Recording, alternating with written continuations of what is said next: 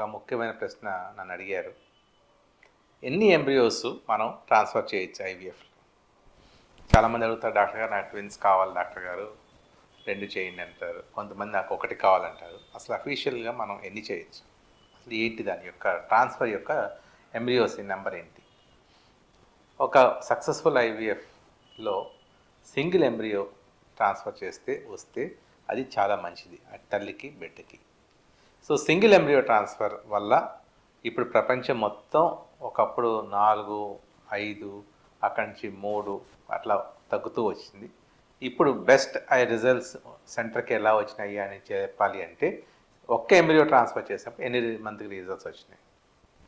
Single embryo transfer మంచి embryo కానీ ఉంటే single embryo transfer is the best. ఎందుకంటే మదర్ కూడా ఒక యూట్రస్ ఒక బేబీని మోయడానికి ఎక్కువగా ఇష్టపడుతుంది, అట్లానే సహకరిస్తుంది కూడా బాడీ. కాకపోతే మల్టిపుల్ ఐవీఎఫ్ ఫెయిల్యూర్స్, ఒక ఎంబ్రియో కొంచెం యావరేజ్గా ఉన్నప్పుడు 2 ఎంబ్రియోస్ వరకు అలౌ చేస్తారు. దానికన్నా ఎక్కువ ఎంబ్రియోస్ అలౌ చేయకూడదు.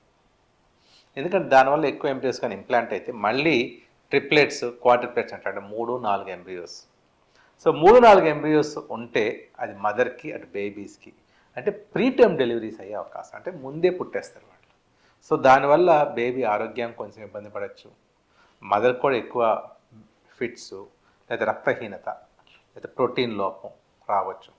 సో ఇటువంటి అనేక రకమైన కాంప్లికేషన్స్కి దారితీస్తుంది. కాబట్టి ఎప్పుడైనా single baby is always better.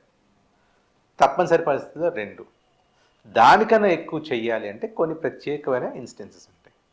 అంటే ఎంబ్రియోస్ సరిగ్గా అంతగా పర్ఫెక్ట్గా లేనప్పుడు, లేదు ఇంతకుముందు 1 ఎంబ్రియో లేదా 2 ఎంబ్రియో చేసి అవి మల్టిపుల్ ఫెయిల్యూర్స్ ఉన్నప్పుడు, లేదా ఎండోమెట్రియం అంటే గర్భసంచి లోపల ఉండే పొర ఉంటుంది, ఆ పొర సరిగ్గా తీసుకున్నప్పుడు, అది సరిగ్గా దాని మీద డౌట్ ఉన్నప్పుడు, సో ఇటువంటి కొన్ని కండిషన్స్లోనే మోర్ దెన్ 2 ఎంబ్రియోస్ ట్రాన్స్ఫర్ చేయాల్సి వస్తుంది. కానీ రొటీన్గా మాత్రం 1 embryo is best, maximum advice is 2 embryos.